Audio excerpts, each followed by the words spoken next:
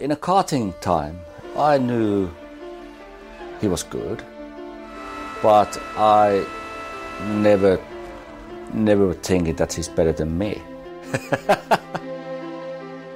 Dimanche 27 août 2000, circuit de Spa-Francorchamps. Nous sommes au 40e tour du Grand Prix de Belgique, 13e manche du championnat du monde de Formule 1. En tête de la course, Michael Schumacher voit la McLaren de Mika Häkkinen recoller depuis plusieurs tours, mais sans parvenir à trouver l'ouverture. Mais à l'entame de cette 40e boucle, le Finlandais s'engouffre dans le mythique raidillon de l'eau rouge, pied au plancher, et en ressort à portée de tir de la Ferrari de son rival. Devant les deux hommes, la BAR de Ricardo Zonta. Schumacher serre à droite pour profiter de l'aspiration du Brésilien avant de se décaler à gauche pour aborder le freinage des combes, pensant ainsi coincer son adversaire. Mais Häkkinen garde sa ligne et émerge par la droite, en tête, en s'offrant le scalp à la fois de Schumacher et de Zonta, involontaire spectateur VIP du duel que se livrent alors les deux doubles champions du monde. Michael's having to defend, and Mika, and the back marker's in the way. Can he do it? Yes, he's done it. A brilliant move there, either side of Zonta, and Häkkinen brilliantly takes the lead of the Belgian Grand Prix. And you can see the delight in the McLaren garage. Ce dépassement devenu mythique pour de nombreux fans de Formule 1 représente le point d'orgue de la rivalité entre le futur septuple champion du monde et celui qu'il considérait comme son plus féroce rival. Une sorte de revanche pour le Finlandais après leur première passe d'armes 10 ans plus tôt, c'était en F3 sur la piste de Macao.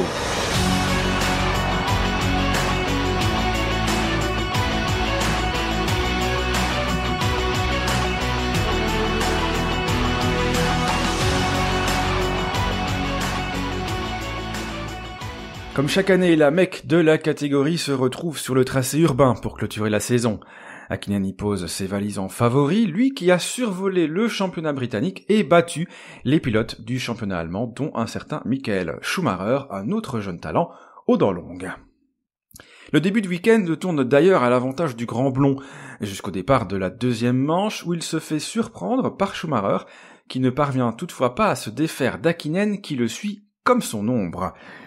Dans le dernier tour, Michael sort large dans un virage et Mika ne demande pas son reste pour s'engouffrer dans l'espace laissé libre par son adversaire du jour.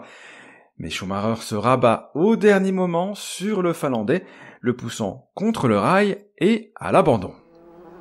Schumacher.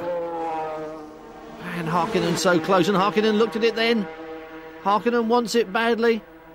Dodging about, and he's caught the back end of Schumacher's car and he slams the wall. Häkkinen has ripped the front of his roll, and that's it, it's all over for Mika Häkkinen, and he knows it, and it may well be over for Michael Schumacher too, because the back end of the Reynard hanging off there, the wing off, and Häkkinen so angry about that. Un coup de volant qui en rappellera d'autres quelques années plus tard, mais ça, c'est une autre histoire.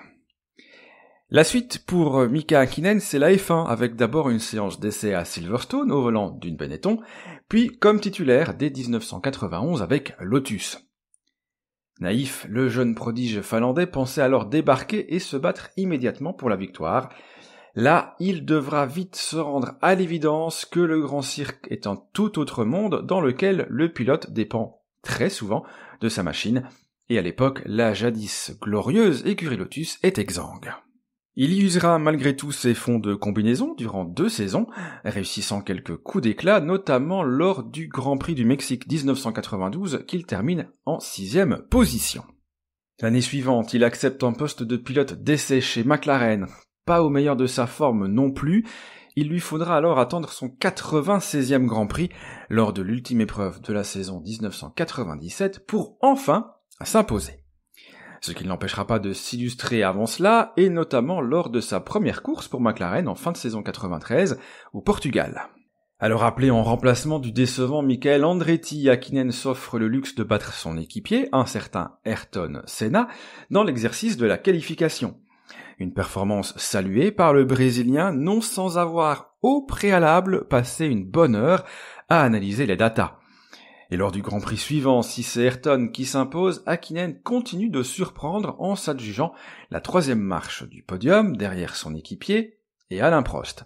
C'est ce qu'on appelle être en bonne compagnie.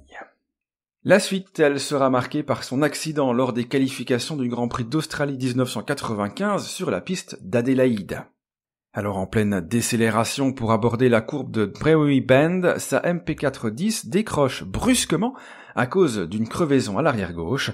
Après plusieurs chocs contre les rails, la monoplace du Finlandais finit par s'encastrer frontalement à plus de 200 km/h. Inconscient, le pilote ne doit sa survie qu'à la présence toute proche des commissaires de piste, dont Stefan Lewis, diplômé en neurochirurgie et spécialisé dans les lésions cérébrale qui lui pratiquera une trachéotomie à même la piste. À l'hôpital, Häkkinen demandera à Lewis s'il serait encore capable de marcher, sous-entendu de conduire une monoplace, l'instinct de compétition. Remis sur pied, le Finlandais reprendra l'entraînement dès janvier de l'année suivante pour être au départ de la première course en Australie, mais cette fois sur le tout nouveau tracé de l'Albert Park à Melbourne. Épreuve qu'il terminera en 5e position, et pour la petite anecdote, ce sera également sa position finale au championnat cette saison-là. Les saisons 96 et 97 seront de nouvelles années de transition avant ce premier succès de Jerez en plein duel entre Jacques Villeneuve et Michael Schumacher pour le titre mondial.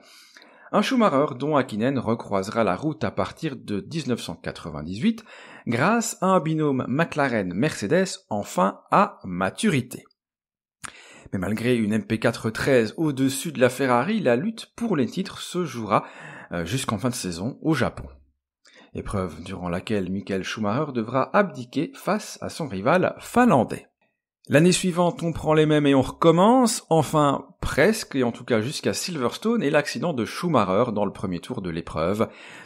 Face à un Eddie Irvine parachuté leader de la Scuderia, Häkkinen semblera avoir une baisse de motivation et une baisse de régime. Une fois encore, le titre se décidera alors en fin de saison, avec Schumacher revenu contre son gré, jouer les porteurs d'eau de son ancien numéro 2. A very difficult year and deciding a championship in the last Grand Prix, it's nerve-wracking, and I really don't recommend it to anybody that experience, and I now experienced that with the Michael last year and now with Eddie this year.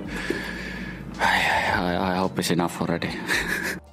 Et pourtant, l'année suivante, c'est une nouvelle fois au Japon que le titre pilote sera attribué, mais cette fois, c'est Michael Schumacher qui coiffe la couronne, grâce à une stratégie particulièrement audacieuse, mettant fin à plus de 20 ans de disette pour les hommes de Maranello. You're great, Ross. You're great, Ross. All of you guys. Oh my God. We did it. Se battre pour 2 championnats, c'était déjà épuisant, mais pour 3, c'était sans doute de trop. Et en 2001, au volant d'une McLaren en deçà de sa rivale rouge, le Finlandais ne volera plus, dominé par son équipier David Coulthard, qui ne pourra malgré tout pas faire illusion longtemps face à l'armada italienne menée par un Schumacher assoiffé de succès. Plus que le manque de victoire, puisqu'il s'imposera à 2 reprises, il abandonna dans le dernier tour en Espagne. C'est sur un tour que la chute de performance du double champion du monde était la plus criante, avec 0 pole position cette année-là. Et pour certains, c'est ce fameux duel de Spa 2000 qui marque l'apogée de Mika Häkkinen en Formule 1, comme un sommet qu'il ne pourrait plus jamais égaler, ce moment où il a pris conscience que pour faire mieux, il allait devoir surconduire. Et la flamme qui l'avait poussé à remonter dans un baquet après l'accident d'Adélaïde 95 n'était sans doute plus suffisamment vivace. Le 14 septembre 2001, Mika Häkkinen annonce qu'il quittera la Formule 1 au terme de la saison, pour ce qui est alors présenté comme une année sabbatique. Ron Dennis lui promet alors qu'un volant l'attendra jusque fin 2003. Et pour le remplacer, il jettera son dévolu sur un autre Finlandais prometteur nommé Kimi Räikkönen et dont on devrait reparler dans un prochain numéro. Et ce qui avait été annoncé donc comme une année sabbatique deviendra rapidement une retraite définitive de la discipline et un running gag pour les fans, malgré des rumeurs l'annonçant chez Williams ou encore chez BAR à l'été 2004, ou des essais menés pour McLaren en novembre 2006. Des essais qui le convaincront que son temps en Formule 1 était bel et bien passé après 10 saisons, 165 Grands Prix, 51 podiums, 26 pole positions, 25 meilleurs tours, 20 victoires et, évidemment, 2 titres mondiaux. Il raccrochera définitivement le casque fin de la saison 2007 au terme d'une ultime campagne dans le championnat DTM auquel il participait depuis 2005 et dans lequel il s'est imposé à 3 reprises. Voilà, c'en est terminé pour ce premier épisode de Champions. Merci d'avoir été à l'écoute de ce podcast. Nous, on se retrouve très très vite pour de nouvelles aventures.